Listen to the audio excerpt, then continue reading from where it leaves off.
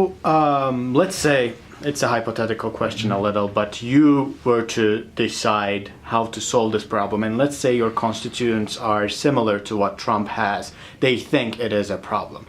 How would you use that money of the government or the power of the government to solve this problem if this is a problem? Or would you just let it go and say, you know, we're already doing, because we're talking about like they're coming through legal means, but there are still, you know, terrorist attacks and other things that we don't want sometimes, from time to time. I bet it's still way lower than any other country is facing.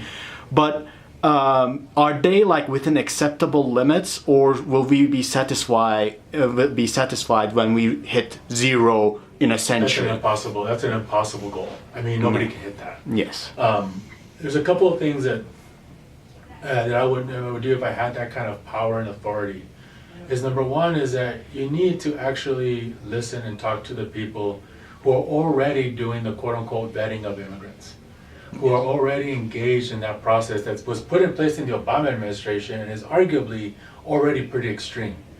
And they will tell you that. And the other thing too is that there's other difficulties in that. How do you get documentation in some places that don't really have it? But there's a need for those particular skilled people or whatever the skills that they provide. I think that you need to sort of listen to those people on the ground. I think that I would definitely identify the fact that the quote-unquote there's no immigration crisis or problem. That's first and foremost. We also have to consider is like, what's our end game here? If it's zero, then we're basically throwing money down the toilet, because that's never going to happen. To have a zero probability of an attack is never going to happen. So if that's our end game, then we're going the completely wrong way. For example, in 2012, then Secretary of Homeland Security Janet Napolitano was asked, how many more Border Patrol do you think you need in order to secure the border? Her answer was, I have no idea. Yeah. So we can say we're going to double them, we're going to add 10,000 more, we're going to do this or that. The thing is, they have no idea how much it's going to take. We don't have any idea of what really is, if that's going to have an impact, right?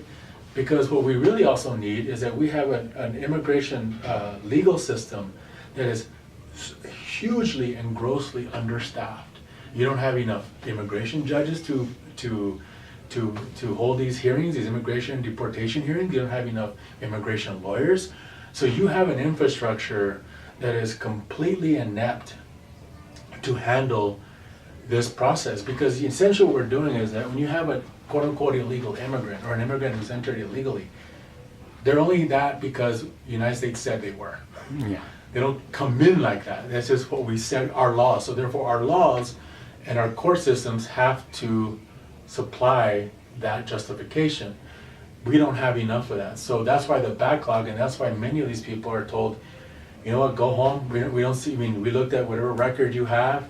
You don't seem to be a threat to society. Your only crime is that you came in here illegally. Go home and wait for your hearing. Right? That's what most of them do. Now, there's somebody that comes up that was charged with some kind of violent crime. They usually hold them, right?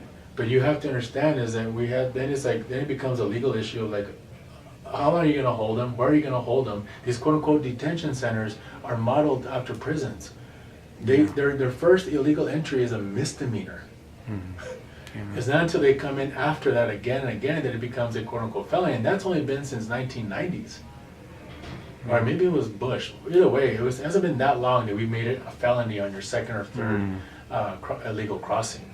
So nobody is saying that we're okay with violent criminals or anybody with violent past. Nobody is saying that. Not at the left, not the left, not the right.